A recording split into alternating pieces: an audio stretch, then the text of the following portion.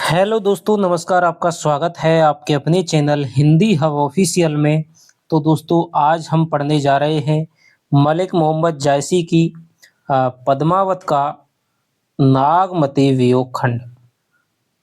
नागमती वियोग खंड जिसमें कि 12 मासा जिसको कहा जाता है, 12 महीनों में नागमती जो कि राजा रतन सेन की पत्नी है, पटरानी है, महारानी है, उसने राजा रतन सेन के विदेश गमन पर 12 महीनों का अपनी विरह व्यथा का जैसा वर्णन किया है, उसको हम यहाँ पे पढ़ेंगे।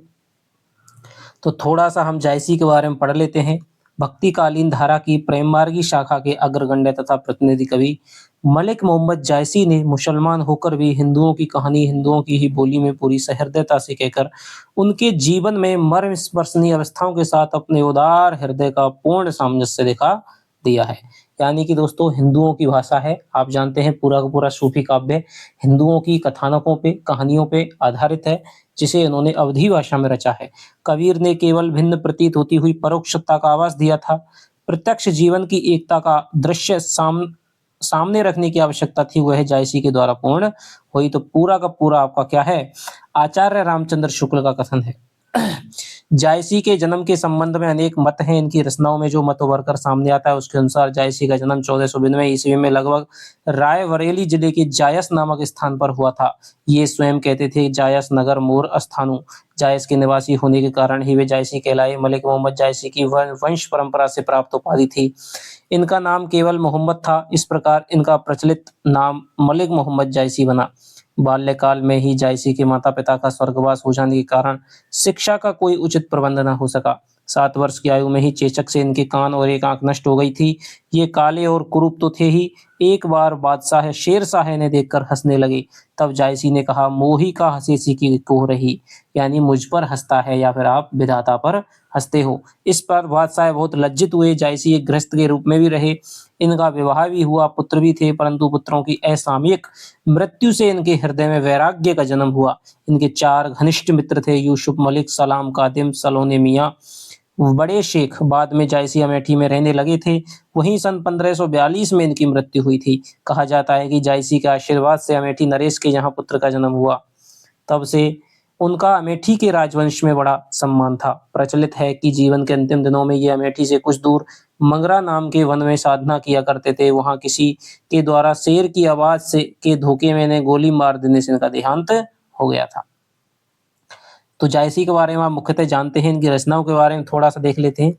पद्मावत, अखरावट, आखिरी कलाम, चित्ररेखा आदि जायसी की प्रसिद्ध रचनाएं हैं। इसमें पद्मावत सर्वोत्कृष्ट है, वहीं जायसी की अक्षय कीर्ति का आधार है। तो ये शुक्ल जी कहते हैं कि जायसी की अक्षय कीर्ति का आधार है पद्मावत। आचार्य रामचंद्र शुक्ल के अनुसार इस ग्रंथ का आरंभ 1520 में हुआ और समाप्ति 1540 में हुई। जायसी ने पद्मावत में चित्तौड़ के राजा रतन सेन, सिंगलदीप की राजकुमारी पद्मावती की प्रेम कथा का अत्यंत मार्मिक वर्णन किया है। एक और इतिहास और कल्पना के सुंदर संयोग से यह एक उत्कृष्ट प्रेम गाथा है, दूसरी ओर इसमें आध्यात्मिक प्रेम की भी अत्यंत भावमयी अभिव्यंजना है। अखरावट में वर्णमाला के एक एक अक्षर को लेकर दर्शन से एवं सिद्धांत संबंधी बातें चौपाइयों में कही गई हैं। तो ये सारे क्वेश्चन दोस्तों आते हैं जायसी के संबंध में। निम्नलिखित में से कौन सा कथन असत्य है? तो पद्मावत की यही आ जाएगा, जैसे एक कथन आ जाएगा जायसी की अक्षय कीर्ति का आधार है पद्मावत। दूसरा आ जाएगा अखरावट में वर्णमाला के एक एक क्वेश्चन को लेकर के शुक्ल बात कह रहे हैं इस बात को। इसमें ईश्वर, जीव, सृष्टि आदि से अधिक वर्णन है। आखिरी कलाम में मृत्यु के बाद प्राणी की दशा का वर्णन है। आखिरी कलाम कयामत का वर्णन है दोस्तों इसमें आखिरी कलाम में। चित्ररेखा में चंद्रपुर की राजकुमारी चित्ररेखा तथा कन्नौज के राजकुमार प्रीतम कुमार की प्रेम कथा का वर्णन है। जायसी का विरह वर्णन अत्यंत विशद एवं मर्मस्पर्शी है। षड ऋतु वर्णन, 12 मासा, जायसी के संयोग एवं विरह के वर्णन अत्यंत मार्मिक स्थल हैं।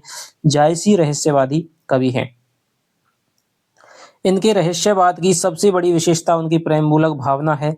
इन्होंने ईश्वर और जीव के पारस्परिक प्रेम की व्यंजना दाम्पत्य भाव के रूप में की है। रतन सेन जीव हैं, पद्मावती परमात्मा है, यह सूफी पद्धति है। पद्मावत में पुरुष, रतन सेन प्रियतमा परमा पद्मावती की खोज में निकलता है। जायसी ने इस प्रेम की अनुभूति की व्यंजना रूपक के आवरण में की है। इन्होंने साधनात्मक रहस्यवाद का चित्रण भी किया है, जिसकी प्रधानता कबीर में दिखाई देती है। जायसी ने संपूर्ण प्रकृति में पद्मावती के सौंदर्य को देखा है तथा प्रकृति के प्रत्येक वस्तु को उस परम सौंदर्य की प्राप्ति के लिए आतुर एवं प्रयत्नशील दिखाया है। यह प्रकृति का रहस्यवाद कहलाता है। जायसी की भांति कबीर में हमें यह भावनात्मक प्रकृति मूलक रहस्यवाद देखने को नहीं मिलता। जायसी का भाव पक्ष बहुत समृद्ध है, परंतु इनका कला पक्ष और भी अधिक श्रेष्ठ है। कला पक्ष के अंतर्गत भाषा, अलंकार, छंद आदि का महत्व है। इनकी भाषा कौन सी है दोस्तों? अवधी है। उसमें बोलचाल की लोक भाषा का उत्कृष्ट भावाव्यंजक रूप देखा जा सकता है। लोकोक्तियों के प्रयोग से उसमें प्राण प्रतिष्ठा हुई है। अलंकारों का प्रयोग अत्यंत स्वाभाविक है। केवल चमत्कार पूर्ण कथन की प्रवृत्ति जायसी में नहीं है। तो ये आप ध्यान रखना है कि केवल चमत्कार पूर्ण कथन की प्रवृत्ति जायसी में नहीं पाई जाती है। मसनवी शैली में लिखे पद्मावत में प्रबंध काव्योचित सौष्ठव विद्यमान है। 2 और चौपाई जायसी के प्रधान छंद हैं। पद्मावत की भाषा की प्रशंसा करते हुए वासुदेव शरण अग्रवाल ने कहा था, जायसी की अवधि भाषा शास्त्रियों के लिए स्वर्ग है, जहां उनकी रुचि की अपरिमित सामग्री सुरक्षित है। मैथिली के लिए जो स्थान विद्यापति का है, मराठी के लिए जो महत्व ज्ञानेश्वरी का है, वही महत्व अवधि के लिए जायसी की भाषा का है। तो ये किसने कहा है दोस्तों? ये कहा है वासुदेव शरण अग्रवाल ने, जिन्होंने पद्मावत की संजीवनी व्याख्या नामक टीका है जो लिखी थी, जिस पर इनको साहित्य अकादमी पुरस्कार है वो भी दिया गया था। तो ये हमारा साहब जायसी का परिचय हो गया। इसके बाद में ये वही है, आगे देखते हैं दोस्तों नागमती वियोग खंड। तो आपको थोड़ा सा बता दूं, पद्मावत इनका क्या है? श्रेष्ठ इनका महाकाव्य है, जिसमें दोस्तों आपके 57 खंड हैं। ठीक है, 57 खंड हैं, जिसमें हमारा 30वां जो खंड है वो हमारा नागमती वियोग खंड है। थोड़ी सी यदि मैं इसकी आपको बताऊं कि रतन सेन है जो कि चित्तौड़ का राजा है, जिस पर अलाउद्दीन खिलजी है वो आक्रमण करता है। उससे पहले की कहानी है कि रतन सेन की पत्नी है नागमती, उनका एक तोता होता है। तोता एक दिन नागमती से बातचीत कर रहा होता है, तो नागमती कहती है कि भाई मुझसे सुंदर स्त्री इस दुनिया में कौन है? तो वो कहता है कि तुम तो क्या हो, कुछ भी नहीं हो।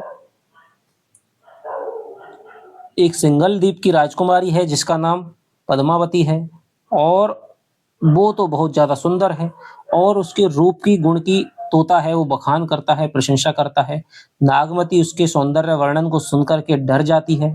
वो सोचती है यदि तोते ने कहीं गलती से महाराज रतन सेन के सामने यदि उसके रूप का वर्णन कर दिया तो फिर चक्कर पड़ जाएगा और महाराज उसको जीतने के लिए, उसको प्राप्त करने के लिए निकल जाएंगे। क्योंकि पहले राजा थे, उनका काम ही था दोस्तों युद्धों में या कैसे भी स्त्रियों को हरण करके अनेकों अनेक पत्नी है वो रखते थे। तो इसी वजह से उसने उस तोते को दासी के लिए दे दिया और उसे मारने के लिए आदेश दे दिया। लेकिन दासी ने राजा के भय के डर से उसको मारा नहीं और उसको अपने घर में रख लिया। जैसे ही राजा रतन सेन आता है शिकार खेल करके, तो वो देखता है कि तोता नहीं है, व्याकुल हो जाता है, अपने सैनिकों को, दास दासियों को बुलाता है। तब उसे डर दिखाता है, मारने की आज्ञा देता है। तब उन्हें पता चलता है कि भाई रानी ने इस तरह से उसको दे दिया था। तब तोता है कि भाई क्या है, तो वो उसका रूप का वर्णन है, पद्मावती के रूप का वर्णन है। लगातार उसको दोस्तों रतन सेन के सामने करता है। रतन सेन और उसके रूप वर्णन को सुनकर के अत्यधिक मोहित और उसको पाने के लिए अत्यधिक उत्साहित हो जाता है।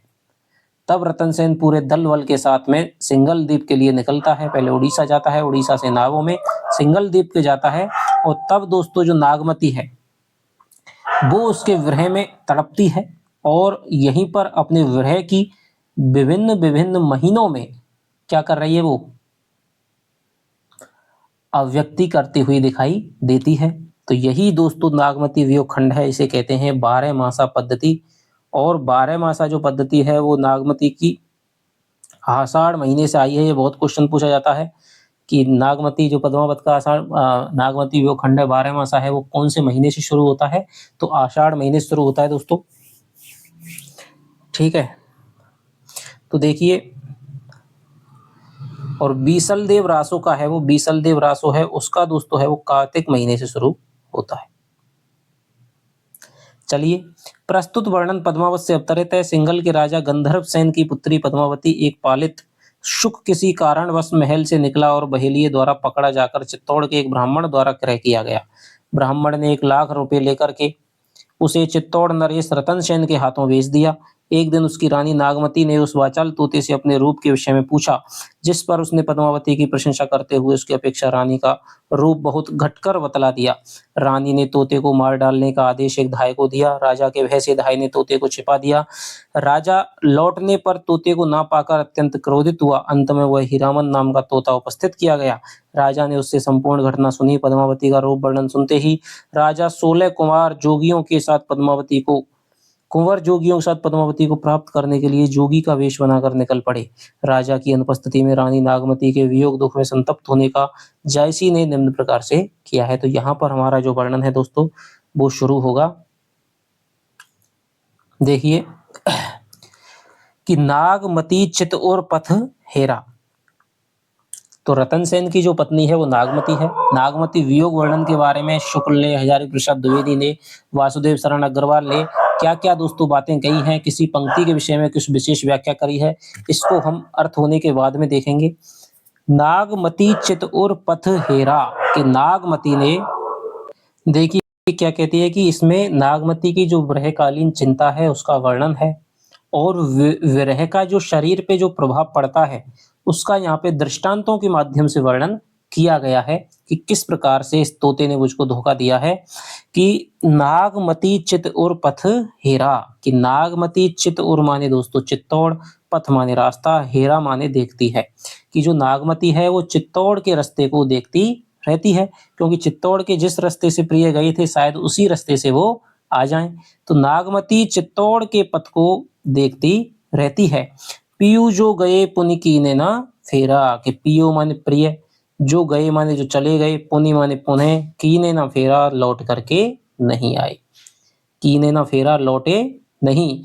कि नागमती है वो हर समय आठों याम चित्तौड़ के पथ को, चित्तौड़ के रास्ते को देखती रहती है कि और सोचती रहती है कि प्रिय जो पति हैं मेरे वो चले गए, एक बार चले गए और अब तक भी लौट करके दोबारा लौट करके आए नहीं है। नागर काहू नारी वश परा कि नागर माने नायक, कौन? रतन सेन। काहू माने किसी, नारी माने स्त्री, वश माने वश में, परा माने पड़ गया है। तो वो क्या सोचती है कि मुझे तो ऐसा लगता है जो मेरा पति है, नागर यानी दोस्तों रसिक पति, रसिक पति है तभी तो वो पद्मावती के रूप को वर्णन को सुन करके जाता है कि जो मेरा पति है वो किसी नारी के वश में पड़ गया है, किसी स्त्री के जाल में फंस गया है। तेही मोर पियू मोसो हरा, और तेही माने उसने, मोर माने मेरे, पियू माने प्रिय को, मोसो हरा माने मुझसे हरण कर लिया है, मुझसे छीन लिया है। कि नागमती चित्तौड़ के पथ को देखती रहती है। पियू जो गए पुनि कीने न फेरा, और प्रिय जो एक बार मेरा जो पति एक बार चला गया है वो दोबारा लौट करके अब तक नहीं आया है, नहीं आया है। और मेरा जो पति है वो किसी नारी के जाल में फंस गया है, किसी नारी के चक्कर में पड़ गया है और उसने मेरे पति को मुझसे हरण कर लिया है, मुझसे छीन लिया है। सुआ काल होई लेगा पियू, सुआ माने तोता, सुग्गा, काल माने काल, होकर के, लेगा माने ले गया, पियू माने पति को। और जो तोता है वो काल होकर के, क्या? तोता काल होकर के मेरे पति को ले गया है। पियू नहीं जात, जात बर जीव, पियू माने प्रिय पति, नहीं जात माने नहीं जाता, जात बर जीव, जात बर जीव या चाहे मेरे क्या चले जाते? प्राण चले जाते। बरु माने दोस्तों चाहे, जीव माने जीव या प्राण। कि जो तोता है वो मेरे पति को काल होकर के ले गया है। तोता उसके रूप का वर्णन नहीं करता तो रतन सेन क्यों जाता? तो तोता ही मेरे लिए काल बन करके आया और वो काल होकर के मेरे पति को क्या है? ले गया है। मेरा प्रियतम चले जाता लेकिन नहीं जाता, भले ही मेरे क्या चले जाते? प्राण चले जाते। भयहु नारायण बावन करा, भयहु माने होकर के, नारायण नारायण, बावन माने बावन, करा माने करके। कि जो नारायण है, जो विष्णु है, उन्होंने वामन का वेश धारण करके राज करत राजा बलि छरा, राज्य करते हुए, राज करते हुए राजा बलि को क्या कर लिया? छरा यानी छल कर लिया। अब राजा बलि दोस्तों पूरा का पूरा पृथ्वी पर उसका अधिकार था, एक क्षत्र साम्राज्य था। भगवान विष्णु नारायण क्या है? किसके वेश में? वामन के वेश में जाते हैं और उससे वो दान के लिए बड़ा प्रसिद्ध था कि उसके दर पे यदि कोई आ जाए तो वो उसको खाली हाथ नहीं लौटाता था। अब चले गए साहब, उसकी क्या माँगी साहब, मुझे तो क्या चाहिए साहब 3 गज ज़मीन चाहिए, 3 डग ज़मीन चाहिए। उसने कहा कि तू यदि 3 डग ज़मीन चाहिए तो मेरे पास क्यों आया है? मुझसे तो कोई बड़ा माँग तू। लेकिन उन्होंने कहा कि 3 डग है, लेकिन उसके मंत्री वगैरह उसको समझाते हैं, उसका गुरु है उसको समझाता है कि ये बहुत बड़ा छली कपटी है और मैं इसको देख पा रहा हूँ, ये कोई साधारण नहीं है और 3 डग इसके लिए हाँ मत कर लेना। लेकिन बलि कहता है जो मेरे दरवाजे पे एक बार आ गया, उसको खाली हाथ नहीं जाने दूँगा। तो वो 3 डग कहता है तो पहली में तो पृथ्वी को नाप लेते हैं, दूसरी में पाताल को नाप लेते हैं, तीसरा डग धरने के लिए जगह नहीं रहती है, तो वो कहता है कि भाई मैं तो तुम्हारे यहाँ से अपना मुँह-माँगी जो भिक्षा थी उसको नहीं लेके जा रहा हूँ। तो वो कहता है तीसरा आप क्या कर लीजिए, मुझको भी जीत लीजिए, मुझको भी हरण कर लीजिए, मेरे सर पे ही आप तीसरा पैर है वो धर लीजिए। तो इस प्रकार से राजा बलि की कथा है। तो भयउ नारायण बामन करा, तो नारायण ने बामन रूप धारण करके, बामन यानी बौना रूप धारण करके, और वो बौना आदमी होता है तब भी 3 डग माँगता है। तो बामन रूप धारण करके राज करत राजा बलि छरा, राज्य करते हुए राजा बलि से छल कर लिया। करण पास लीनेउ के छंदु, और करण माने कर्ण से, पास माने पाश, लीनेउ माने लिए, के छंदु माने छल करके, छल छंद से छल कपट करके करण से भी क्या कर लिया, पाश ले लिए, पाश यानी परीक्षा ली। विप्र रूप धरि झिलमिल इंदु, विप्र यानी ब्राह्मण का, रूप धरि माने रूप धर करके, झिलमिल माने कवच, इंदु माने इंद्र ने।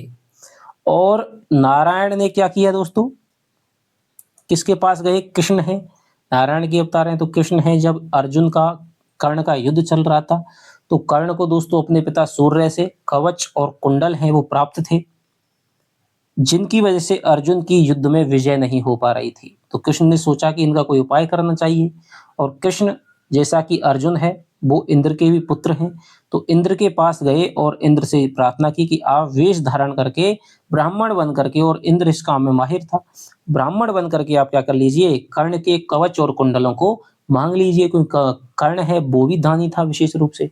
तो कोई भी आ जाए तो वो क्या है, दान करता ही करता था, मना नहीं करता था। तो उसने क्या कहा कि भाई इंद्र है वो धारण करके चला जाता है ब्राह्मण का, और सबसे पहले जा करके उसको क्या कर लेता है, मांग लेता है। तो कर्ण को देने ही पड़ते हैं, और सूर्य के प्रताप से वो उसके बचपन से ही आए थे, तो बड़ा कष्ट सहते हुए भी फिर भी उसे पता है कि भाई मेरे प्राणों का भय है, तब भी कर्ण अपना दान देता है। इसीलिए दोस्तों कर्ण को दानी माना जाता है, कि अपने प्राणों का भी, मतलब कवच कुंडल नहीं दिए उसने, बल्कि उसने अपने प्राण ही दे दिए। करण पास लीनेउ के छंदु, और छल छंद करके इंद्र ने विप्र का रूप, ब्राह्मण का रूप धारण करके, छल छंद करके कर्ण से क्या कर लिया, कर्ण की परीक्षा लेकर के कवच और कुंडलों को क्या कर लिया, ले लिया, छीन लिया। मानत भोग गोपी चंद भोगी, और गोपी चंद भोगी पंजाब का दोस्तों एक राजा था, माणिक चंद्र का मैनावती का पुत्र था। तो गोपी चंद भोगी भोग को मानता था, यानी भोग में क्या था, भोग विलास में लिप्त था। लेई अपसपा जालंधर जोगी, उसे जालंधर जोगी है वो ले, अपसपा माने ले गया, लेई ले गया माने, अपसपा माने चल दिया, लेकर के उसको चल दिया। कि गोपीचंद जो भोगी है वो दोस्तों भोग को मानता था, और उसे जलंधर, जलंधर नाथ जानते हैं हम, जो कि क्या है, मत्स्येंद्र नाथ के शिष्य थे, मत्स्येंद्र गोरखनाथ के गुरु भी थे। तो जालंधर जोगी उसे लेकर के चल दिया। लय कानही भा अक्रूर अलोपी, और अक्रूर, अक्रूर लेकर के, गरुड़ लेकर के, कानही माने काना, काना को, अलोपी माने हो गया अदृष्ट हो गया, क्या कर लिया, निर्दोष साबित हो गया। कठिन विछोह है जियहि किम गोपी, और कठिन विरह में गोपी कैसे जीवन जिए, कि कैसे जीती, चुपचाप उसको लेकर के क्या हो गया, अलोपी हो गया। लय कानही भा अक्रूर अलोपी, अक्रूर यानी दोस्तों यहाँ पे गरुड़ आया है शब्द, आचार्य रामचंद्र शुक्ल की है, उसमें गरुड़ शब्द है। तो लय कानही की कान्हा जी को लेकर के गरुड़ यानी अक्रूर जी वो अलोपी हो गए, अदृष्ट हो गए। कठिन विछोह है जियहि किम गोपी, और कठिन विरह में गोपियां कैसे जीवन यापन करती। सारस जोरी कौन हरी मार व्याधा लीन, उस सारस की जोड़ी कौन हरी, किसने हरण किया है, सारस की जोड़ी में से किसने एक का हरण कर लिया है, मार व्याधा लीन, या फिर किसी व्याध ने या फिर किसी शिकारी ने उसको क्या कर दिया है, मार लिया है। झुरी झुरी पिंजर हो वही ब्रह काल मोही दीन। और मैं तो क्या है, झुरझुरी माने सूख सूख करके, झुरझुर करके, झुरझुरी पिंजर हो रही, मैं तो सूख सूख करके क्या हो गई हूँ, पिंजर हो गई हूँ, यानी बिल्कुल पिंजरे के समान हो गई हूँ। बहुत ही क्या हो, कमजोर हो गई हूँ। ब्रह काल मोही दीन। और ब्रह ने तो मुझको क्या कर दिया है, ब्रह काल मोही दीन, ब्रह ने काल को मेरे लिए दे दिया है, यानी ब्रह है वो मेरे लिए काल के समान बन गया है। दोबारा देखते हैं दोस्तों। नागमती है, वो हमेशा ही प्रिय को याद करते हुए चित्तौड़ के पथ को देखती रहती है। प्रियु जो गए पुन कीन न फेरा, और प्रियतम एक बार जो चले गए वो दोबारा लौट करके नहीं आए हैं। नागर नाहु कारिवश परा, और मेरा जो नागर यानी जो चतुर पति है वो किसी नागरी के यानी किसी स्त्री के जाल में फंस गया है, चतुर स्त्री के जाल में फंस गया है। तेहि मोर पियु मोसोरा, उसने ही मेरे प्रियतम का, मेरे पति का मुझसे हरण कर लिया है, मुझसे छीन लिया है। जो तोता है वो काल बन करके मेरे पति को ले गया है। मेरा पति नहीं जाता, भले ही मेरे चाहे मेरे प्राण चले जाते। भयउ नारायण बावन करा, राज करत राजा बलि छरा। और नारायण ने, विष्णु ने बामन का रूप धारण कर करके राज्य करते हुए राजा बलि को छल किया, छल करके छलाया। करण पास लीनेऊ के छंदो विप्र रूप धरि जल में रेंदु। इंद्र ने ब्राह्मण का रूप धारण करके कर्ण की परीक्षा लेकर के छल छंदों से उसके कवच और कुंडलों को प्राप्त कर लिया। मानत भोग गोपीचंद भोगी, और गोपीचंद भोगी भोग को मानता था, यानी भोग विलास में लिप्त था। लेई अपसपा जलंधर लोगी, और उसको भी जलंधर योगी है वो लेकर के चल दिया। लय कान्हा ही वह अक्रूर अलोपी, लय कान्हा ही वह गरुण अलोपी, और कान्हा को लेकर के जो गरुण यानी जो अक्रूर जी हैं वो भी अलोपी हो गए, दृष्ट हो गए, भाग गए। कठिन विचोह जी यहीं किम गोपी, और कठिन विरह में गोपियां कैसे जीवन यापन करती, कैसे जीती। सारस जोरी कौन हरी, और सारस की जोड़ी में से किसने हरण कर लिया है, किसी का हरण कर लिया है। मार व्याधालीन, यहाँ पर किसी शिकारी ने, व्याध ने क्या कर लिया है, मार दिया है। झुरी झुरी पिंजर हो गई हो, मैं तो क्या है, सूख सूख करके क्या हो गई हूँ, पिंजरे के समान हो गई हूँ, बिल्कुल कमजोर हो गई हूँ। ब्रह काल मोहिदीन, और ब्रह ने काल को मेरे लिए दे दिया, यानी ब्रह मेरे लिए काल के समान बन गया है। ब्रह रूपी काल है वो मेरे लिए दिया गया है, मेरे भाग्य में आ पड़ा है। तो देखिए थोड़ा सा इसमें हम वो देख लेते हैं।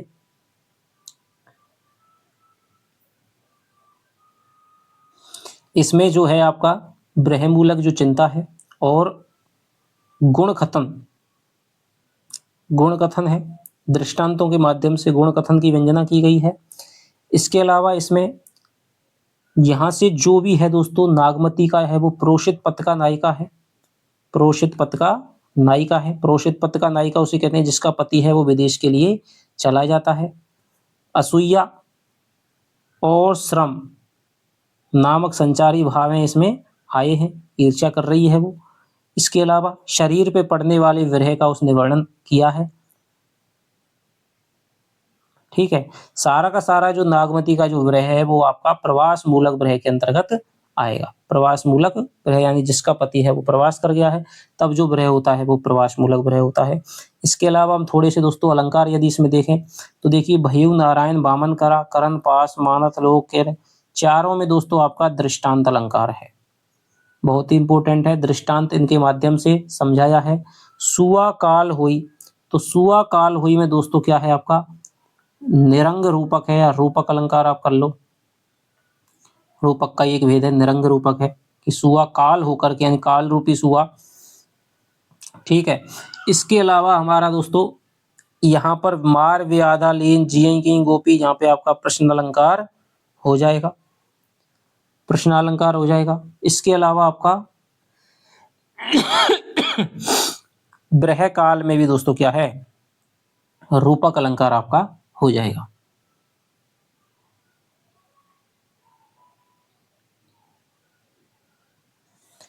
झुरी झुरी में आपका हो जाएगा आपका झुरी झुरी पिंजर हो वही, तो यहाँ पर आपका हो जाएगा आपका जल जल करके या सूख सूख करके, तो ये हो जाएगा आपका पुनरुक्ति प्रकाश अलंकार, पुनरुक्ति प्रकाश अलंकार हो जाएगा। तो ये आपका हो गया छंद दोस्तों। तो आपका दूसरा है दोस्तों पीयू वियोग अस बाउर जीव, कि प्रिय के वियोग में जीव माने दोस्तों जो प्राण है वो बाउर माने बावले हो गए हैं, अस माने ऐसे, पपीहा नित बोले पीयू पीयू, और पपीहे के समान, पपीहा नित्य बोले कि जैसे पपीहा है वो नित्य प्रतिदिन हर समय पीयू पीयू का उच्चारण करता रहता है, ऐसे ही जो प्राण है वो भी मेरे ऐसे बावले हो गए हैं कि वो भी निरंतर पीयू पीयू यानी पति पति प्रिय प्रिय का क्या कर रहे हैं, उच्चारण कर रहे हैं। पीयू वियोग असबाव और जियो, प्रियत मेरे जो पीयू वियोग यानी पति के वियोग में मेरे जो प्राण हैं वो अत्यधिक ऐसे बावले हो गए हैं कि वो पपीहे के समान नित्य ही पीयू पीयू का उच्चारण कर रहे हैं। अधिक काम दाद है सो रामा, और वो स्त्री अधिक कामदाद है यानी कि अत्यधिक कामाग्नि में जल रही है, काम की अग्नि में अत्यधिक जल रही है।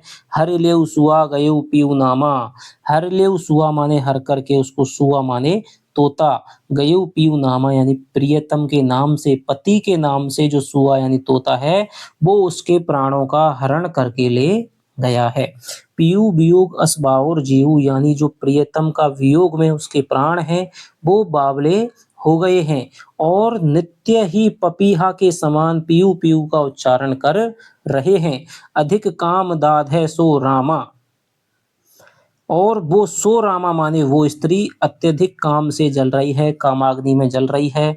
हरि लेव सुआ गये पिहु नामा, और जो सुआ यानी तोता है वो पति के नाम से उसके प्राणों का हरिलेव माने हरण कर ले गया है। ब्रह बाण तस लाग न डोली, ब्रह का बाण तस लाग माने ऐसा लगा कि ना डोली, अब उससे डोला भी नहीं जाता है, हिला डोला भी नहीं जाता है। रक्त पसीज भीज गई चोली, और जब बाण लगेगा तो रक्त भी निकलेगा, तो रक्त से पसीज करके, रक्त से पसीज करके उसकी जो चोली है वो भीज गई है। कि ब्रह बाण तस लाग न डोली, कि ब्रह का बाण उस स्त्री नागमती को ऐसा लगा है कि अब उससे बिल्कुल भी क्रियाहीन हो गई है, डोला नहीं जा रहा है, और उससे निकलने वाले रक्त से पसीज करके वो क्या है, उसकी चोली है वो भीज गई है, यानी हृदय में बाण लगा है। सूखा हिया उसका हृदय है वो सूख गया है, ब्रह की आग लग रही है। लगातार जब रक्त दोस्तों शरीर से निकल जाएगा तो जो अंग है वो भी क्या हो जाएगा, सूख जाएगा, तो हृदय में बाण लगा है। तो सूखा हिया जो हृदय है वो सूख गया है। हार भा भारी, और उसको हार को धारण करना, या दो अर्थ लिए जा सकते हैं। एक तो हार को धारण करना भी भारी पड़ रहा है, या फिर वो स्त्री है वो बहुत ज्यादा हार चुकी है। हरे हरे प्राण तजई सब नारी, हरे हरे माने लिया है धीरे धीरे, प्राण तजई माने प्राणों को त्याग रही हैं, सब नारी माने सब नाड़ियां, यानी कि अब बाण लग गया है हृदय से, सारा रक्त है वो निकल गया है, हृदय सूख रहा है।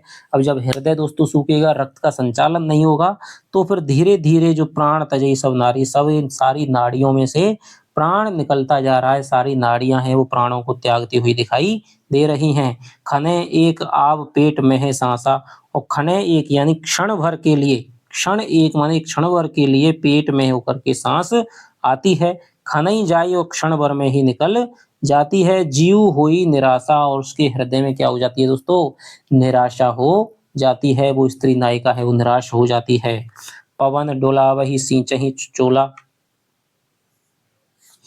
पवन डोलावे जो उसकी क्या है, सखियां हैं, दास दासियां हैं, वो पवन डोलावे यानी कि उसकी हवा कर रहे हैं, बीज नाव से या पंखों से क्या कर रहे हैं, पवन डोलावे यानी हवा कर रहे हैं। सींचही चोला, और उसके शरीर को क्या कर रहे हैं, सींच रहे हैं, जल से सिक्त कर रहे हैं। किसी को दोस्तों क्या हो जाता है, चेतना हो जाती है, कोई बीमार पड़ जाता है तो क्या करते हैं, जल के छींटे वगैरह देते हैं, तो ऐसे ही हवा कर रहे हैं और उसके शरीर को सींच रहे हैं, जल से सिक्त कर रहे हैं, शरीर पर जल छिड़क रहे हैं। पहर एक समुझई मुख बोला, और इसके भी देखिए दो अर्थ हो सकते हैं कि पहर एक समुझई मुख बोला। आचार्य शुक्ल का अर्थ ही यहाँ पे हमें प्रमाणिक लेना पड़ेगा कि वो पहर एक समुझई मुख बोला, और उसकी अवस्था ऐसी है कि वो मुख से बोलने में एक पहर, उसकी बातों को जो वो मुख से बोलती है तो उसकी बातों को समझने में एक पहर है वो लग जाता है। तो ये तो आचार्य शुक्ल कहते हैं कि वो जो भी ऐसी अवस्था में पड़ी हुई है कि उसके हृदय से सारा का सारा रक्त है वो बह गया है, हृदय सूख गया है, सारी नाड़ियाँ हैं वो धीरे-धीरे करके प्राणों का त्याग कर रही हैं। लोग बाग उसको पवन झुला रहे हैं, उसके हृदय पे, उसके जल शरीर पे जल की छिड़काव कर रहे हैं। तो वो ऐसी अवस्था में जो कुछ भी बोलती है, पहर एक समुझई, तो उसको समझने में एक पहर लग जाता है। या फिर एक पहर समझई मुख बोला, तो एक पहर में वो क्या करती है, उसमें चेतना आती है, समझती है और मुख बोला, फिर वो अपने मुख से बोलती है। प्राण पयान होन को राखा, कि प्राण पयान, कि प्राण है वो क्या करना चाहते हैं, गमन करना चाहते हैं, निकलना चाहते हैं। होत को राखा, अब इनको कौन राख सकता है, कि निकलते हुए प्राणों की रक्षा है वो कौन कर सकता है, उनको कौन रोक सकता है। को सुनाव प्रीतम के भाखा, और प्रियतम की वाणी को कौन सुना सकता है, प्रियतम की भाखा यानी भाषा या वाणी बोली, प्रियतम की भाषा को कौन सुनाएगा। आही जो मारे ब्रह के, और वो है ब्रह में आकर के, आही माने आहा, जो मारे माने जो लेती है, यानी वो ब्रह में आकर के क्या है, उसके मुख से आहा निकलती है। आग उठे ते ही लाग, और उससे आग उठ करके लग जाती है, कि वो क्या है, ब्रह में आकर के आहा मारती है, आहा आहा की आवाज करती है, और उस आहा की आवाज से, उसकी वजह से ही आग उठ करके लग जाती है, यानी उससे उसके शरीर में ज्वाला भड़क जाती है। हंस रहा जो शरीर में, पंख जरा गया भाग, और हंस रहा जो शरीर में, उसके शरीर में जो हंस था, जो प्राण था, उसके सारे पंख हैं वो जल गए। गा भाग, यानी वो भागने के लिए क्या हो गया, तत्पर हो गया, तैयार हो गया। यानी कि जो नायिका है दोस्तों, बिल्कुल क्या पड़ी है, मरणासन्न पड़ी है। ठीक है, मृत्यु नामक दशा का जो है यहाँ पे वर्णन किया गया है दोस्तों। उन्माद की अवस्था भी है, कि वो बिल्कुल समझ नहीं रही है, कुछ भी कुछ कह रही है, बोल रही है, 1 घंटा लग रहा है समझ, 1 पहर लग रहा है उसको समझने में। ठीक है, इसके अलावा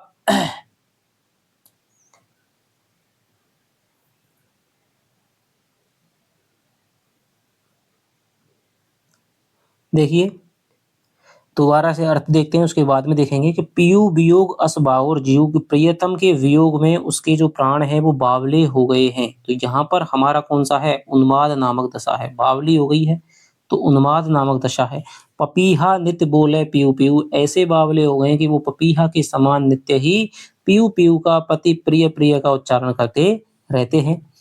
अधिक काम दाद है सो रामा, और वो स्त्री अत्यधिक काम की अग्नि में जलती हुई दिखाई दे रही है। हरिलिव सुआ गयु पिहु नामा, उसको जो तोता है वो प्रियतम के नाम से उसके प्राणों का हरण कर ले गया है। ब्रह बाण तस लाग न डोली, और ब्रह का बाण ऐसा लगा है कि अब उससे डोला भी नहीं जा रहा है, हिला डोला भी नहीं जा रहा है। रक्त पसीज भीज गई चोली, और रक्त से पसीज करके उसकी जो चोली है वो भीग गई है, रक्त रूपी पसीने से, या उसकी चोली भीग गई है। सूखा हिया हार व भारी, और सूखा हिया, उसका हृदय है वो सूख गया है। हार व भारी, और वो बहुत ज्यादा हार गई है, थक हार गई है, या उसका हार भी उससे धारण नहीं किया जा रहा है। हरे हरे प्राण तजई व भारी, यानी अब यहाँ पे हम हार की जगह पे यहाँ पे हम क्या करेंगे, यहाँ हार वो बहुत ज्यादा थक हार गई है, थक गई है, निराशा से भर गई है। हरे हरे प्राण तजई सब नारी, और धीरे धीरे, हरे हरे माने धीरे धीरे, जो सारी नाड़ियां हैं प्राणों का त्याग करती हुई दिखाई दे रही हैं। क्षण एक आप पेट में सांस आओ, क्षण भर के लिए उसके पेट में से सांस आती है। खनई जाई जीव, और क्षण भर के लिए उसके हृदय से निकल जाती है। हुई निराशा, यानी क्षण भर के लिए पेट में सांस आती है, और आहा वो जैसे ही निकालती है तो उसके हृदय से, मुख के माध्यम से उसकी जो सांस है वो निकल जाती है। हुई निराशा, उस वो नारी है, नागमती नाम की नायिका है, वो क्या हो गई है, निराश हो गई है। पवन डोलावई, पवनों को पवन डुलाया जा रहा है, उसकी हवा करी जा रही है। उसके शरीर को, चोला माने दोस्तों शरीर, शरीर को पानी की बूंदों से छिड़काव करके सिंचित किया जा रहा है, सींचा जा रहा है। पहर एक समझई मुख बोला, और वो जो कुछ भी मुख से बोलती है उसे समझने में एक पहर लगता है। प्राण पयान होत को राखा, प्राणों को, निकलते हुए प्राणों को अब कौन रोक सकता है, कौन रोक सकता है। को सुनाव प्रीतम के भाका, और प्रीतम की भाषा को, प्रीतम की वाणी को कौन सुना सकता है। भाई जब आदमी बीमार होता है तो वो चाहता है कि जो मेरा प्रिय है वो मेरे पास आ जाए, तो अब इन प्राणों को कौन रोक सकता है, और प्रियतम तो यहाँ है नहीं, इसलिए इनकी वाणी को कौन सुना सकता है। आही जो मारे ब्रह के, और वो ब्रह के आकर के ब्रह की जो आह भरती है, आग उठे तेई लाग, तो उससे ही क्या है, आग लग जाती है। हंस जो रहा शरीर में, और जो हंस जो उसके शरीर में जो प्राण स्थित थे, उस हंस रूपी प्राण के क्या हो जाते हैं, पंख जरागा भाग, पंख जल जाते हैं और वो भागने के लिए तैयार हो जाता है।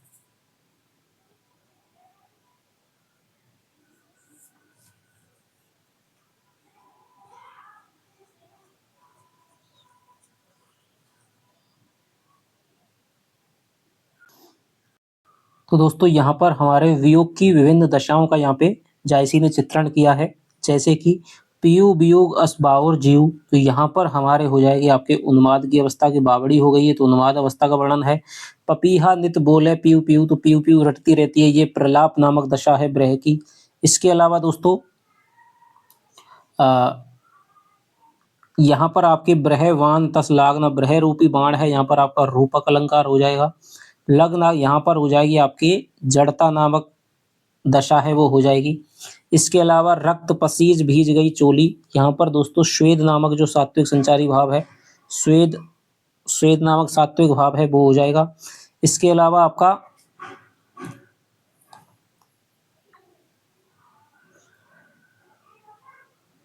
हरे हरे में दोस्तों हरे हरे प्राण तजई सब बारी, धीरे धीरे करके क्या हो रही है, यहाँ पर पुनरुक्ति प्रकाश अलंकार हो जाएगा। इसके अलावा प्राण तजई सब नारी, यानी कि यहाँ पे मरण की जो दशा है दोस्तों, मरणासन स्थिति का उल्लेख है, तो मरण नामक दशा की क्या है, निकटता दिखाई गई है। इसके अलावा पवन डोलावई सिंचई चोला, यहाँ पर दोस्तों व्याधि नामक अवस्था है, व्याधि नामक अवस्था है वो व्यंजित की गई है। रोग धोग पे उपचार शुश्रूषा करते हैं। इसके अलावा प्राण पयान होत को राखा, तो मरण नामक दशा है वो व्यंजित की गई है, कि मरण के मरणासन स्थिति को व्यंजित किया गया है, कि वो क्या है, प्राण उसके निकल रहे हैं।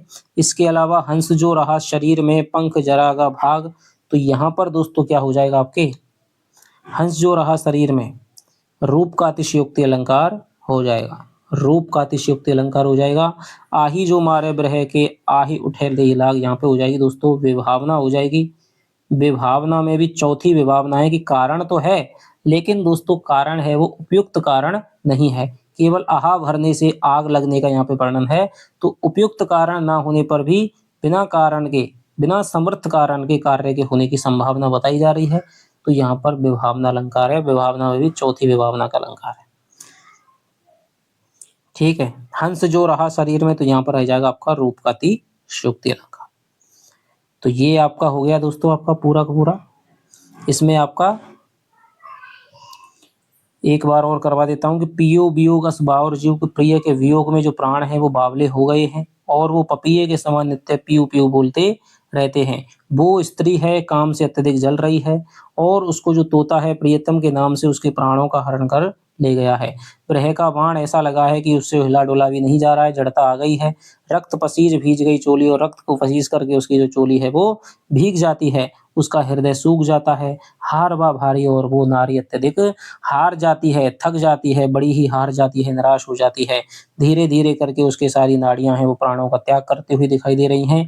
क्षण भर के लिए उसके पेट में से सांस आती है, क्षण भर के लिए हृदय से निकल जाती है, और उसको अत्यधिक निराशा हो रही है। लोग बाग उसको क्या कर रहे हैं, पवन डुला रहे हैं, यानी हवा कर रहे हैं, उसके शरीर को सींच रहे हैं जल से। पहर एक समझो, जो मुख से बोलती है उसको समझने में एक पहर लग जाता है। प्राण पयान होत को राखा, निकलते हुए प्राणों को कौन रोक सकता है। को सुना प्रीतम के वाका, उसको प्रीतम की वाणी को कौन सुना सकता है। आही जो मारे ब्रह के, आग उठे ते ही लाग, और वो आहा जो जैसे ही वो ब्रह की अग्नि ब्रह के मारे आहा की ध्वनि ध्वनि निकालती है, उससे क्या है, आग लग जाती है।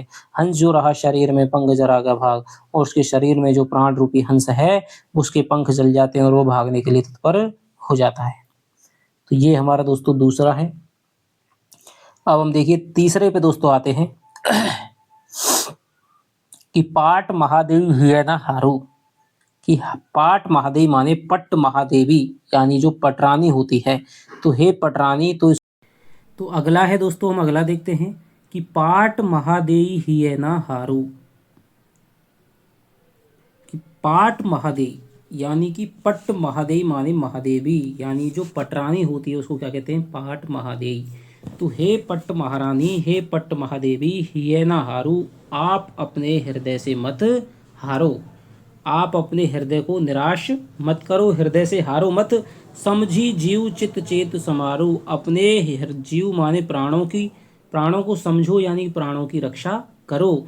चित चेत समारो, और चित्त में चेतना को संभालो, चित्त की चेतना को बनाए रखो, थोड़ा सा होश में रहो। अपने हृदय में मत हारो, अपने प्राणों की रक्षा करो और अपने चित्त की चेतना को संभाल करके रखो। भौर कंवल संग होई मेरावा, भौरे का कंवल के संग मिलाप होगा। अब यहाँ भौरा कौन है, कंवल कौन है दोस्तों? तो भौरा हो जाएगा आपका कौन, रतन सेन हो जाएगा, रतन सेन हो जाएगा। और कंवल हो जाएगी आपके पद्मावती। यानी कि जो भौरा है वो कुछ दिनों के लिए कमल से संग तो होगा, उसका मिलाप तो होगा। पद्मावती, पद्म माने क्या है, एक प्रकार की जाति की नायिका होती हैं, तो पद्मावती एक नायिका की जाति का प्रकार है, तो उसी प्रकार की नायिका है पद्मावती। तो ठीक है, तो यही इसीलिए इसकी कमल से उपमा दी है। जो भौरा है उसका कमल से मिलाप तो होगा, लेकिन समरी नेह मालती पहें आवा, कि वो मालती के नेह को समर करके, स्मरण कर करके पुनः लौट आएगा। कि भाई जो रतन सेन है वो गया है थोड़ी देर के लिए, पद्मावती से मिलाप तो उसका होगा, उसके प्रेम में वो क्या होगा, पागल तो होगा, लेकिन जैसे ही उसे तुम्हारा स्मरण आएगा तो वो पुनः ही लौट आएगा। तो ये कह करके उसकी सखियां हैं, अन्य नारियां हैं, उसको धैर्य बंधाती हैं कि भौर कंवल संग होई मेरावा, कि भौरे का कंवल के संग में मिलाप तो होगा, लेकिन वो मालती का स्मरण करके पुनः ही लौट आएगा। पपी है स्वाति सौ जस प्रीति, की पपीहे को स्वाति नक्षत्र से, स्वाति क्या है दोस्तों, एक प्रकार का नक्षत्र है। तो इस पद्य में आपके क्या लिए गए हैं, कड़वक में आपके वो लिए गए हैं, नक्षत्रों के नाम लिए गए हैं। एक तो स्वाति नक्षत्र है, दूसरा दोस्तों मृगशिरा नक्षत्र है, इसके अलावा आर्द्रा नक्षत्र है। तो ये क्वेश्चन आपसे पूछा जाता है कि कौन से नक्षत्र का नाम है इस पद्यांश में नहीं है, तो स्वाति नक्षत्र, मृगशिरा नक्षत्र और आर्द्रा नक्षत्र। कि पपैहा स्वाति सोजस प्रीति, की पपैहे को जैसे स्वाति नक्षत्र से प्रीति होती है, तेकु प्यास बांधु मन थीति, वैसे ही तुम अपनी प्यास को क्या रखो, रोके रखो, प्यास की टेक को बनाए रखो। बांधु मन थी, और अपने मन में क्या करो, धैर्य धारण करो, मन में स्थिरता को बांध करके रखो। क्योंकि जो पपीहा होता है वो जब तक स्वाति नक्षत्र पे वर्षात नहीं होती है, उसकी बूंदें नहीं पड़ती हैं, तब तक वो पानी नहीं पीता है, वहाँ से पड़ने वाली बूंदों का ही पानी पी करके वो अपनी प्यास को शांत करता है।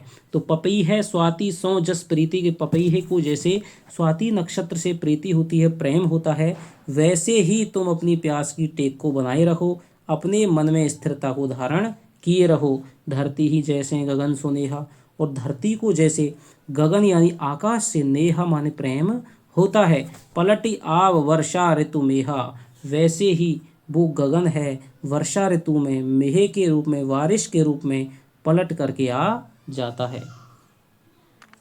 यानी कि धरती को गगन से जैसा प्रेम होता है, तो गगन भी अपने प्रेम को क्या करता है, वर्षा ऋतु में मेह के रूप में पलट करके प्रदान कर देता है।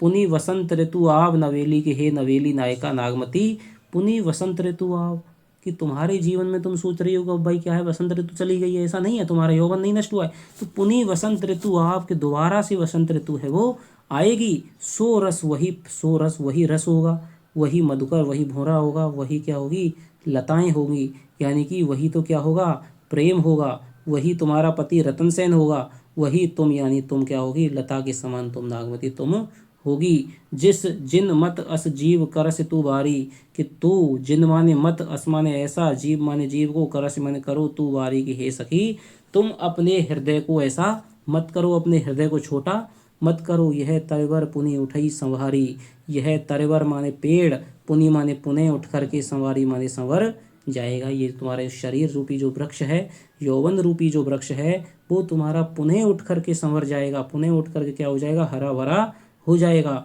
दिन 10 बिनु जल सूखे विध्वंसा, 10 दिन जल के बिना सूख करके सरोवर नष्ट हो जाता है, पुनि लेकिन पुनः सोई सरोवर सोई हंसा, वही सरोवर होता है, वही हंस उसमें तैरते हैं। यानी सरोवर है गर्मियों में सूख जाता है, लेकिन बरसात ऋतु में फिर वो सरोवर भर जाता है और वही प्रकार हंस उसमें तैरते हैं। तो गर्मियों में तो जो हंस हैं वो सरोवर को छोड़ करके चले जाते हैं, इसी प्रकार जो रतन सेन है वो तुम्हें छोड़ करके चला गया है। लेकिन जैसे ही वसंत ऋतु आएगी, वर्षा ऋतु में सरोवर जब तुम्हारा भरेगा, तब तुम्हारा जो हंस रूपी जो पति है वो निश्चय ही उसमें रमण करेगा। 10 दिनों के लिए जल से सूख करके सरोवर भले ही नष्ट हो जाता है, लेकिन पुनः ही वह सरोवर भर जाता है और वही उसमें हंस रमण करते हैं, तैरते हैं। मिलई जो बिछड़े साजन, और जब बिछड़े हुए प्रियतम जब मिलते हैं, अंकम भेंटी गहनत, और तब अंक में लेकर के, गोद में लेकर के क्या करते हैं, गहनत यानी आलिंगन करते हैं। तपनी मृगशिरा जो सहे, जो मृगशिरा नक्षत्र की जो ताप को सहता है, ते आर्द्रा पलुहंत, वे आर्द्रा नक्षत्र में क्या हो जाते हैं, पलुहंत माने पल्लवित हो जाते हैं। जून में दोस्तों आपका जो नक्षत्र होता है, मई जून में, वो होता है आपका मृगशिरा नक्षत्र, ये गर्मियों का नक्षत्र है। और आर्द्रा जो नक्षत्र है वो सावन भादों का नक्षत्र है, वर्षा ऋतु का नक्षत्र है। तो गर्मियों में आप देखते हैं कि घास है वो भी ताप की वजह से सूख जाती है, लेकिन जैसे ही आर्द्रा नक्षत्र आता है वो निश्चित रूप से पल्लवित हो जाती है। तो ऐसे ही जो सखियां हैं वो नागमती को समझा रही हैं कि भाई अब भले ही क्या है, गर्मी रूप में मृगशिरा नक्षत्र के दिन ताप सही है, भले ही तुम्हारा प्रियतम तुमको छोड़ करके चला गया है, लेकिन तुम्हारा जो पूरा यौवन है, तुम्हारा जीवन है, वो निश्चित समय आने पर, यानी आर्द्रा के समान अनुकूल ऋतु आने पर निश्चित ही क्या हो जाएगा, पल्लवित हो जाएगा। दोबारा देखते हैं दोस्तों।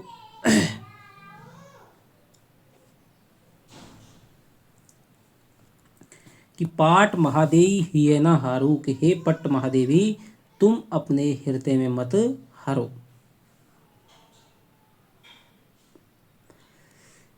समुझी जीव चित चेत समारू, और अपने हृदय की तुम क्या करो, जीवन की तुम रक्षा करो, प्राणों की रक्षा करो। चित चेत समारो, चित्त में चेतना का संचार करो।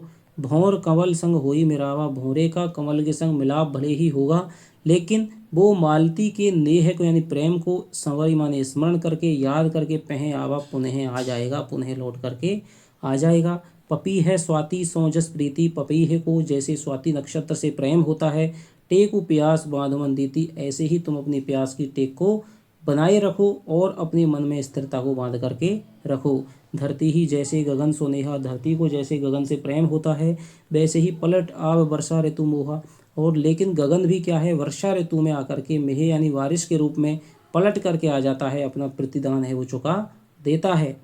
यानी धरती गगन से प्रेम करती है, तब लगता है गगन प्रेम नहीं कर रहा है, लेकिन वो वर्षा ऋतु में क्या कर देता है, बारिश के रूप में अपने प्रेम की अभिव्यक्ति कर देता है। पुनी वसंत ऋतु आव नवेली के, हे नवेली वसंत ऋतु है वो दोबारा से आएगी। सो रस वही रस होगा, वही घोरा होगा, वही वेला होगी। वेला दोस्तों कौन है, नागमती है। मधुकर कौन है, रतनसेन है। रस कौन है, प्रेम है। तो वही तुम्हारे जीवन में प्रेम होगा, वही तुम्हारा प्रिय रतनसेन होगा, और वही तुम नागमती तुम होगी। जिन अस जीव करस तू बारी, तो इसलिए हे सखी तू अपने हृदय को क्या कर, छोटा मत कर। यह तरवर, ये तुम्हारा शरीर रूपी जो वृक्ष है वो पुनः उठ कर के संवर जाएगा, हरा भरा हो जाएगा, यौवन से परिपूर्ण हो जाएगा। दिन 10 बिनु जल सूखी विदनता के, 10 दिन में 10 दिन जल के बिना सरोवर सूख करके क्या हो जाता है, विध्वंस हो जाता है, नष्ट हो जाता है। लेकिन वही सरोवर फिर जल भर जाने से क्या हो जाता है, सरोवर बन जाता है, उसमें वही हंस क्या है, दोबारा से आ जाते हैं। मिलही जो बिछड़े साजन, और जब बिछड़े हुए प्रियतम मिलते हैं, साजन मिलते हैं, पति मिलते हैं, तो अंकम भेंटी गहन, तो गोद में लेकर के क्या करते हैं, आलिंगन करते हैं। यानी जब बहुत दिनों के बाद मिलते हैं तो क्या करते हैं, बहुत ज़्यादा प्रेम करते हैं। तपनी मृगशिरा जो सहें, जो मृगशिरा नक्षत्र की ताप को सहता है, वहाँ आद्रा पर वे आद्रा नक्षत्र में क्या हो जाते हैं, पल्लवित हो जाते हैं। तो यहाँ पर प्रोषित पत्रिका नायिका जो नागमती है दोस्तों, उसके प्रति सखियों का क्या कथन है उसको यहाँ पे बताया गया है। ठीक है, तो यहाँ पर आपका क्या है, प्रति वस्तुपमा अलंकार है, प्रति वस्तुपमा अलंकार है, इतना महत्वपूर्ण नहीं है। इसके अलावा आपका दिन 10 बिनु जल सूख विधंसा, पुनि होई सरवर सोई हंसा, तो यहाँ पर भी आपका क्या है, सारूप्य निबंधना अप्रस्तुत प्रशंसा अलंकार हो जाएगा, इतना भी ये महत्वपूर्ण नहीं है आपका। इसके अलावा आपका यह तरवर, यहाँ पे आपका हो जाएगा यह तरवर पुनि उठई सवारी, रूप का अतिशयोक्ति आपका अलंकार हो जाएगा। ठीक है। पाठ महादेवी, हे पट्ट महादेवी, अपने हृदय में आपका करो, अपने हृदय में हारो मत, निराश मत हो, अपने प्राणों की रक्षा करो, चित्त में चेतना का संचार करो। यहाँ पे आपका हो जाएगा आपका अनुप्रास अलंकार हो जाएगा। भौर कंवल संग होई मेरावा, तो भौरा भले ही कंवल से क्या करेगा, मिलाप करेगा, लेकिन वो मालती के नेह को स्मरण करके पुनः आ जाएगा।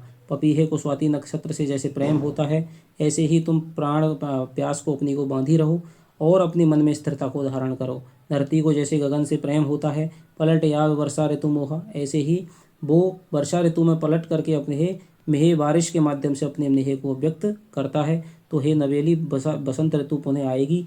सो रस सो मधुकर सो बेली, तो वही रस होगा, वही भंवरा, वही लताएं होंगी। जिन असमत कर कर से तुवारी की हे सकी, तो अपने मन को इस प्रकार छोटा मत कर। यह तरवर पुनि उठई संवारी गई है, जो वृक्ष रूपी, जो शरीर रूपी जो वृक्ष है वो पुनः उठ करके संभल जाएगा, हरा भरा हो जाएगा।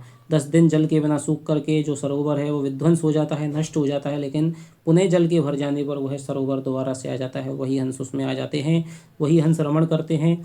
मिले ही जो बिछड़े सजन, तो जो बिछड़े हुए जब प्रियतम मिलते हैं तो अंकम भेंट गहन, तो वो गोद में लेकर के आलिंगन करते हैं। तपनी मृग नक्षत्र, मृगशिरा नक्षत्र की ताप को जो सहता है, वे आद्रा नक्षत्र में निश्चित ही क्या होते हैं, पल्लवित होते हैं, फलते फूलते हैं। यानी जो विरह की ज्वाला को जो दोस्तों सहते हैं, वही क्या होते हैं, संयोग सुख भी प्राप्त करते हैं। और यही कहा जाता है कि जब तक दुख नहीं है तब तक मिलन का भी सुख प्राप्त नहीं होता है, तब तक जब दुख नहीं है तब तक सुख की जो महिमा है वो हमें पता नहीं चलती है। तो इसलिए दोस्तों यहाँ पर देखिए, पपई है, भौर कंवल संग होई मेरावा, यहाँ पे आपका क्या हो जाएगा, भौर कंवल संग होई मेरावा, यहाँ पर आपका दृष्टांत हो जाएगा। इसके अलावा पपी है स्वाति सो जस प्रीति, धरती जैसे गगन सो नेहा, यहाँ पे आपका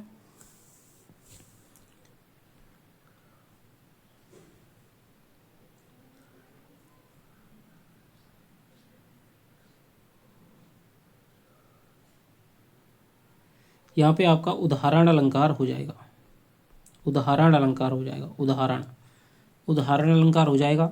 इसके अलावा सो रस सो मधुकर, सो रस सो मधुकर सो बेली, यहाँ पर आपका दोस्तों हो जाएगा सांग रूपक अलंकार, सांग रूपक, या फिर आप रूपक केवल याद कर सकते हैं, रूपक अलंकार हो जाएगा। यह तरवर पुनः, यहाँ पर बताई दी आपको रूप का अतिशयोक्ति, या फिर आपका निरंग रूपक, निरंग रूपक हो जाएगा। जहाँ पे क्या है, जहाँ पे कौन नहीं होता है, शरीर रूपी वृक्ष है, यहाँ पे उपमेय नहीं होता है, वहाँ क्या हो जाएगा, निरंग रूपक हो जाएगा। ये क्या दो अंश हैं वो गायब होते हैं। इसके अलावा दोस्तों यहाँ पर पुनि सोई सरवर सोई हंसा, तो यहाँ पर भी क्या हो जाएगा, आपका सांग रूपक अलंकार हो जाएगा। ठीक है, सांग रूपक अलंकार हो जाएगा।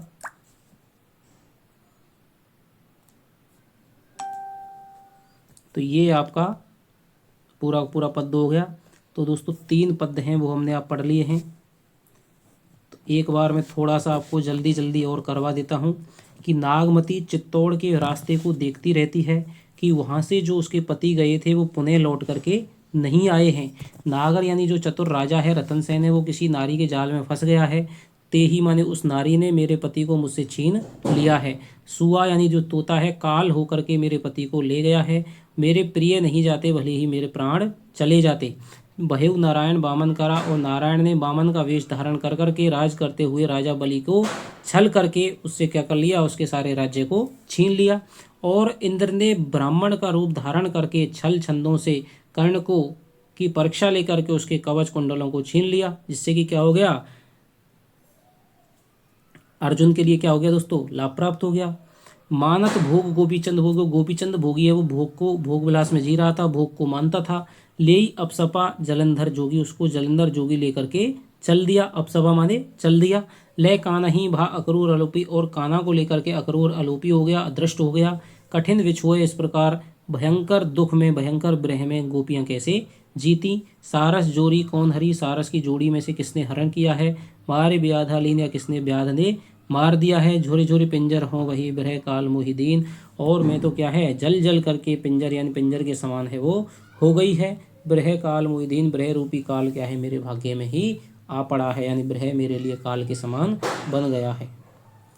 पीयू वियोग अस बाउर जीव, पिय के वियोग में अस माने ऐसे, बाउर माने जीव यानी प्राण है वो बावले हो गए हैं। उन्माद नामक दशा है। पपीहा नित बोले पीयू पीयू, और पपीहे के समान वो नित्य पीयू पीयू बोलते रहते हैं। प्रलाप नामक दशा है। अधिक काम दाधे सोरामा, वो स्त्री अत्यधिक काम की अग्नि में जलती हुई दिखाई देती है। हरि ले सुआ गयो पीयू नाम, और जो सुआ है वो प्रियतम के नाम से उसके प्राणों का हरण करके ले गया है। ब्रह बाण तस लाग न डोली, और ब्रह का वाण रूपक अलंकार है, ऐसे अलग पड़ा है जिस जैसे उससे बिल्कुल भी हिला डुला नहीं जा रहा है। जड़ता नामक दशा है। रक्त पसीज करके उसकी जो चोली है वो भीग गई है। सूखा हिया, उसका हृदय सूख गया है। हार वा भारी, और वो बिल्कुल के बहुत बुरी तरह से हार गई है, निराश हो गई है। हरे हरे यानी धीरे धीरे, प्राण तजई सब नारी, उसकी सारी नाड़ियां हैं वो प्राण तजती हुई दिखाई दे रही हैं। खन एक आप पेट में सांसा, क्षण भर के लिए पेट में एक सांस आती है, क्षण भर के लिए हृदय से निकल जाती है और वो निराश हो जाती है। पवन डोला वही सींचई चोला, पवन उसको क्या है, बहुत सारी सखियां उसको पवन के क्या है हवा करती हैं, उसके शरीर को, चोला माने शरीर को क्या करती हैं दोस्तों, जल से सिक्त करती हुई दिखाई देती हैं। पहर एक समझई मुख बोला, वो मुख से जो बोलती है। पवन डोलावे यहाँ पर दोस्तों क्या है, व्याधि नामक अवस्था है। पहर, और वो मुख से बोलती है, उसे समझने में एक पहर लगता है। प्राण पयान यानी कि यहाँ पर मरण नामक दशा की वो क्या है, प्राण पयान के निकलते हुए प्राणों को कौन रोक सकता है। को सुना प्रीतम के वाको, प्रीतम की वाणी को कौन सुना सकता है। आही जो मारे ब्रह को, वो ब्रह में आकर के वो आहा भरती है, ऐसे ही उन आहा से क्या हो जाती है, आग उसके शरीर में उठ जाती है। उसके शरीर में जो हंस रहता है वो क्या है, उसके पंख, हंस रूपी जो प्राण रहते हैं वो पंख जरागा भाग, उसको क्या है पंख जल जाते हैं और वो भागने के लिए तत्पर हो जाता है। रूप का अतिशयोक्ति अलंकार हो जाएगा। पाट महादेवी ही न हारू, हे पट्ट महादेवी तुम अपने हृदय में अभी मत हारो, समझिए अपने प्राणों की रक्षा करो, अपने प्राणों को समझो। चित्त चेतु समारो, अपने हृदय में क्या करो, चित्त में चेतना का संचार करो, चित्र में चेतना को संभालो। भौर कंवल संग होई मिलावा, भौरे का कंवल के संग मिलाप भले ही होगा, लेकिन वो मालती के नेह यानी प्रेम को स्मरण करके जल्द ही पुनः लौट आएगा। पपी है स्वाति सो जस प्रीति, पपीहे को जैसे स्वाति नक्षत्र से प्रेम होता है, वैसे ही तुम अपनी प्यास को धारण किए रखो, अपने मन की स्थिरता को बांधे रखो। धरती को जैसे गगन से प्रेम होता है, वैसे ही गगन भी वर्षा ऋतु में बारिश के माध्यम से पुनः लौट करके अपने प्रेम को व्यक्त करता है। पुनि वसंत ऋतु आव नवेली, है नवेली बसंत ऋतु पुनः आएगी। सो रस वही रस होगा, वही भंवरा होगा, वही लता होगी। जिन अस जीव करस तू वारी, यह तरवर पुनि उठई संवारी। इसलिए तू अपने मन को इस प्रकार छोटा मत कर, यह शरीर रूपी जो वृक्ष है पुनः उठ करके संवर जाएगा, पुनः हरा भरा हो जाएगा, यौवन से परिपूर्ण हो जाएगा। दिन 10 वेनु, 10 दिन जल के बिना जो सरोवर है वो सूख करके विध्वंस नष्ट वष्ट हो जाता है। पुनि साई सरोवर सोई हंसा, और वह पुनि वही सरोवर, वही सरोवर के रूप में बन जाता है, वही हंस उसमें तैरने लगते हैं। मिलई जो बिछड़े साजन अंकम भेटी गयंत, और जब बिछड़े हुए साजन मिलते हैं, बिछड़े हुए पति मिलते हैं, तो वो गोद में लेकर के क्या करते हैं, आलिंगन करते हैं। तपनी मृगसरा जो सहे, जो मृगसरा नक्षत्र के ताप को सहता है, ते आर्द्रा पलुहंत, वे क्या है आर्द्रा में पल्लवित होते हैं। यानी कि जो वियोग की अग्नि को सहता है, वियोग के ताप को सहता है, उसे ही संयोग सुख प्राप्त होता है। तो ये हमारे दोस्तों 3 आज के हमारे क्या हैं, बंद हो गए हैं। तो अगले 12 मासा जहाँ से शुरू हो गया आषाढ़ महीने से, उसको हम दोस्तों कल अगली वीडियो में पढ़ेंगे। तब तक के लिए दोस्तों आपके लिए आशा है कि आपको समझ में आ रहा होगा। तो चलिए आपसे मिलता हूँ अगली वीडियो में, तब तक के लिए दोस्तों बाय बाय, जय हिंद जय भारत।